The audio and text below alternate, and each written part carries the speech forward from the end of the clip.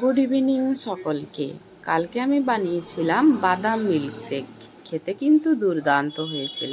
তাই ভাবলাম আপনাদের সাথে রেসিপিটি শেয়ার করি।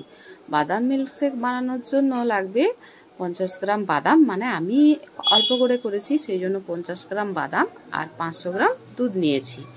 আর এর সাথে লাগবে 2 চামচ কর্নফ্লাওয়ার, আর একটু কালারের জন্য জাফরান, আর হচ্ছে চিনি, আর কর্নফ্লাওয়ার তো বললামই, আর তেমন কিছু লাগছে না। ব্যাস, এবারে আমি বাদামগুলোকে আমি 4-5 ঘন্টা ভিজিয়ে নিয়েছিলাম, মানে দুপুর ভিজতে দিয়েছিলাম আর বিকেলে তৈরি করেছি। তো বাদাম ভেজানোর ফলেও এর খোসা ছাড়ানোটা খুব কিন্তু কষ্টের ব্যাপার, তাই আমি এখানে একটা টিপস অবলম্বন করেছি। একটু গরম জল করে বাদামগুলোকে আমি 5 মিনিট ভিজিয়ে নিয়েছিলাম। তারপর এক এক করে আমি এই বাদামগুলোকে সবগুলোই খোসা ছাড়িয়ে নিয়েছিলাম আস্তে আস্তে করে।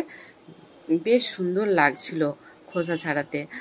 এই টিপসটা আমি আগে কখনো অবলম্বন করিনি, এই প্রথম একটা ভিডিও দেখেই টিপসটা আমি অবলম্বন করলাম। তো গরম জলে আমি 5 মিনিট মতো ভিজিয়েছিলাম, বেশিক্ষণ ভেজাইনি। তো বেশ সুন্দর, মানে আঙুলে টিপলেই সব বাদামগুলো বেরিয়ে গেল। এই দেখুন, সব বাদামগুলো আমার খোসা ছাড়ানো হয়ে গেছে।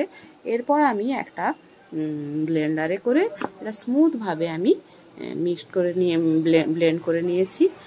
আর হচ্ছে এপাশে আমি 500 গ্রাম দুধকে আমি এগুলো করার সময় একটু জাল দিয়ে নিয়েছিলাম।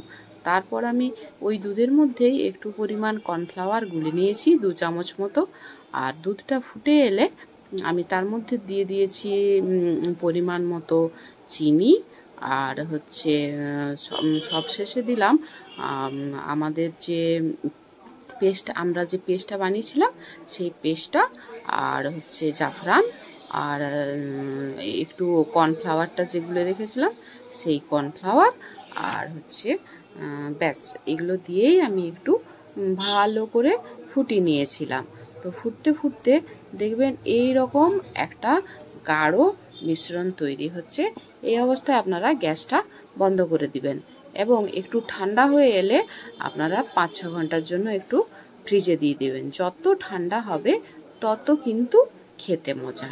আর সকাল সকাল আমরা এই রকম গ্লাসে সাজিয়ে 1 গ্লাস করে দুজনেই খেয়েছিলাম।